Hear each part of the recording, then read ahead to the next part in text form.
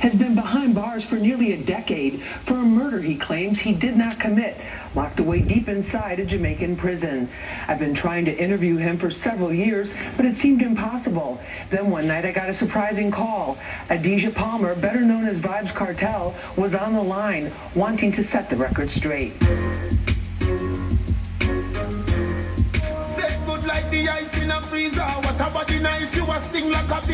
Vybz Kartel is many things, an incredibly prolific artist in the dancehall reggae genre who's managed to dominate the music scene despite being locked down.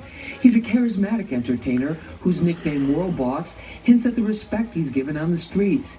He's a champion of the poor and a convicted murderer whose claim from day one he was framed. His talent, drive, intelligence, and wicked wit have never been in question. Now the only question is whether his last legal appeal to the highest court in the UK will determine he was convicted based on falsified phone evidence. A lot is on the line. He could be a free man by 2022 or an inmate for 30 or more years. It's enough to send anyone into depression, but not Vybz Kartel. I hope you're hearing me. Yes. As you look around the cell that you're in right now, can you describe for us what that looks like? It's dark. It's hot. It has like 3 or 4 bunk beds. It's got a toilet in the corner, and it's got a huge grill. Lots of metal. It's like a dungeon, but it's instead of being in the cellar, it's in the attic. I'm actually in the roof. You say you're in a better place mentally than physically. A lot of people would find that hard to believe.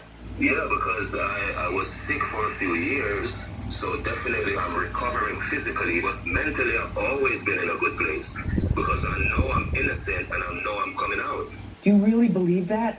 Yeah, of course I believe that. And to be totally honest, the system really wanted me thrown away. It was never about me being charged for a murder. It was about getting rid of Vybz Kartel, not Adidja Palmer, the person.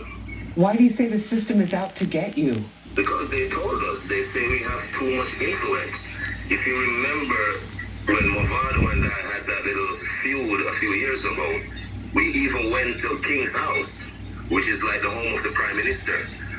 And they were telling us that, oh, we're leading the kids astray, and if we don't stop what we're doing, we're not going to get any permission to do shows and stuff like that. So it has always been about the influence that Vybz Kartel has. The dancehall music genre, like gangster rap, does not shy away from lyrics that talk about guns and street violence, as well as sexually explicit content.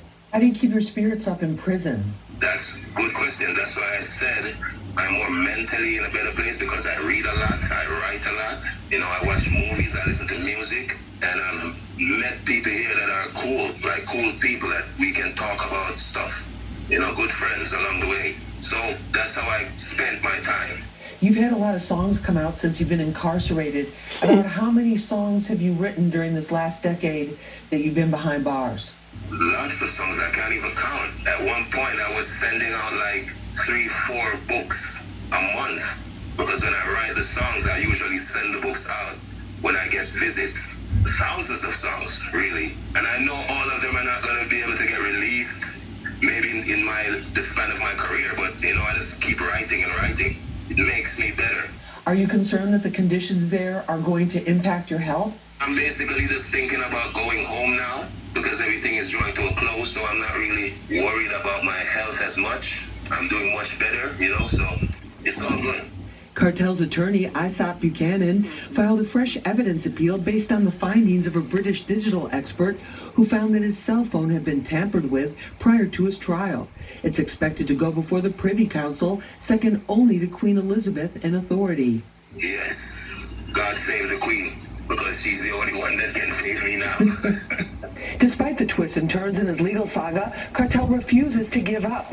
Coming up tomorrow night, part 2 of my exclusive jailhouse interview. Kartel gets candid, not holding back about how he really feels. It's a side of him you've never seen before.